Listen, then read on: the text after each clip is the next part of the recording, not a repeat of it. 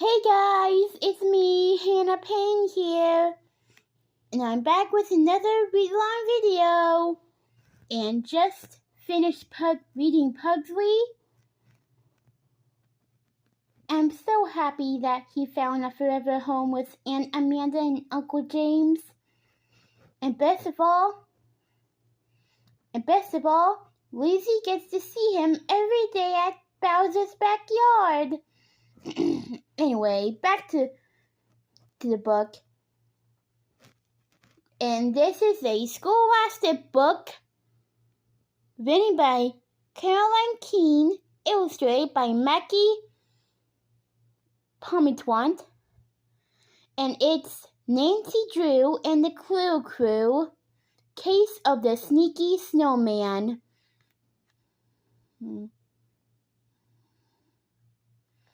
So, without further ado, let's get on with this book, shall we?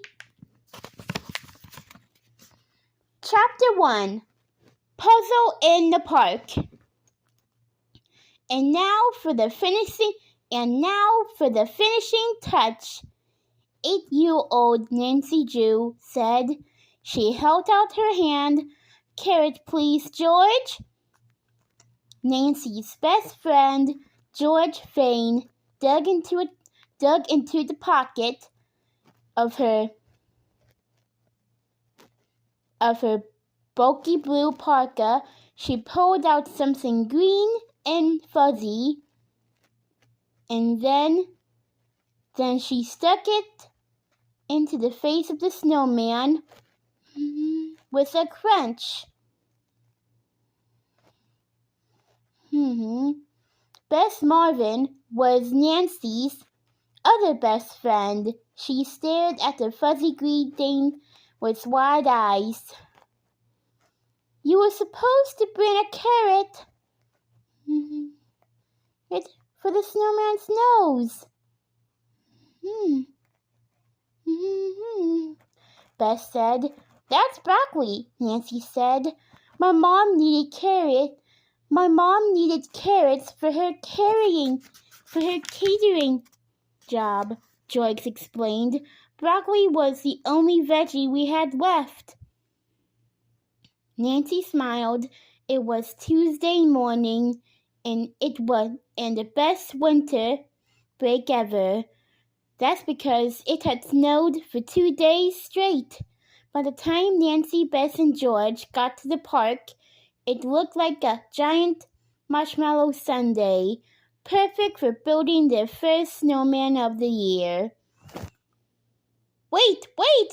We're not finished yet, Bess said. The pom-pom on her red hat bounced as she jumped up and down. We forgot to name our snowman. How about Sherlock? Nancy asked. Sherlock? George said, wriggling her nose. After Sherlock Holmes, the famous detective in the books? Nancy exclaimed. Nancy explained. We're detectives, so a snowman should have a detective name, right? Right, Bess and George said together. Not only were the girls detectives, but they had their own detective club called the Club Crew. When a mystery popped up in River Heights, Nancy, Bess, and George were on the case. The friends stepped back to admire their work. Sherlock had Nancy's old blue scarf wrapped around his neck.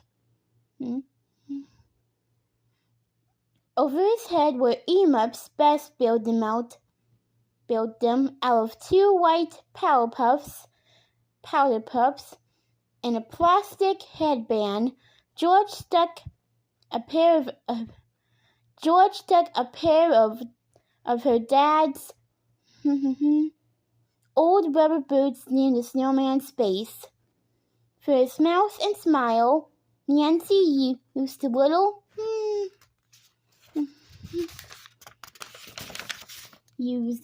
round dog kibbles. The kind she fed her puppy chocolate chip. Did we do an awesome job or what? Sighed Bess. Bess sighed. We? George cried. You mostly just watch, Bess. Bess rubbed her thick red mittens together to keep warm. I told you, I'm skating in the River Heights Ice Spectacular Show this Saturday, she said. I can't get my hands cold. You're not skating on your hands? Bess, George, you're not skating on your hands, Bess, George said. She rolled her dark eyes. Sometimes. I can't believe you're my cousin. Nancy sometimes couldn't believe it either. George had dark hair and brown eyes. She was a computer geek and proud of it. Bess had blonde hair and blue eyes. She loved building and fixing things. But now Bess has something else to look forward to. A few days ago, she won a raffle at the ice skating rink. The prize was to skate in the ice show with Russian ice dancing stars Svetlana and Alexei Dovino. On Saturday, Bess would wear a pretty costume and ice skates with pink pom-poms. Then she would skate in the snow like a star herself. It's okay, Bess, Nancy said. You made Sherlock's emups. That was a big job. Bess stuck her chin out at George. Suddenly, someone shouted, Wipe out! Nancy, Bess, and George whirled around. A boy was riding a snowboard down the hill, straight toward them. They jumped behind Sherlock and all held their breaths as the boy zipped by. He almost rolled into Sherlock, George complained. And he didn't even say, Excuse me, Bess said. Nancy watched as the boy skid to a stop at the bottom of the hill. He laughed as he picked up his board and walked away. Oh, forget about him, Nancy said. She pulled the zipper of her red parka all the way up to her chin. Let's go to the snack shack for some hot chocolate. Ooh. With marshmallows? Bess added. The girls said goodbye to Sherlock. Their boots made deep footprints as they walked through the snowy park. Tons of kids were busy sledding and building snow people, but as the girls passed the playground, they saw something that made them stop. Between the slides and the swings was a purple and gold tent. There was never there before. Nancy, that was never there before, Nancy said. She looked closer. 8-year-old boy Toby Leo was standing in front of the tent. Toby was in the girls' third grade class at River Heights Elementary School. He usually wore a sweatshirt, blue jeans, and sneakers. Today he was wearing a fancy green turban and a gold cape. Wow, Nancy said. Toby looks like someone out of the story Aladdin. So does that tent, Bess said. But what's it doing on the playground? I bet Toby is putting on some kind of play, George said. Let's ask him. As the girls walked closer, Nancy saw a sign printed onto the tent. Hot chocolate with marshmallows, $1. Are we lucky or what? George said. Hi, Toby, Nancy said. Can we have some? Stop, Toby said, as he held his hand like a school crossing guard. You must wait your turn. The flap of the tent swung open. The girls burst out with a big smile. Yes! She pumped her fist.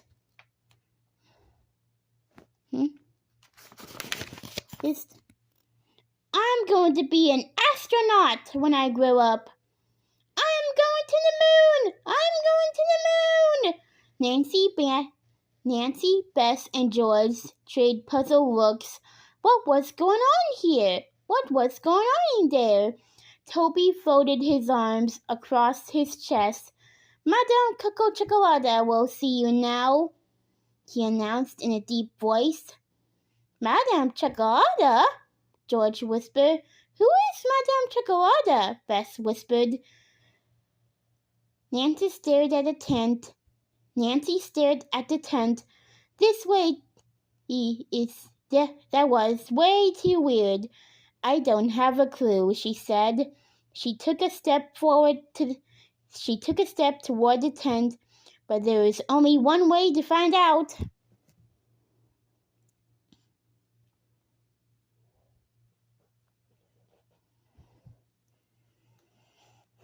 Well, who is this Madame Chocolata Toby was talking about? Well, we'll find out next week, for another read-along video, and I'll read you the second chapter. Okay. So this is me, Hannah Payne, signing off, and I'll see you on Monday.